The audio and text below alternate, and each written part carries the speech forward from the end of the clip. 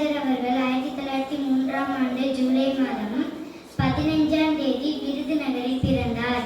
இவருடைய கட்டாய கல்வி, இலவச கல்வி, மத்திய உணவு திட்டம், பல திட்டம்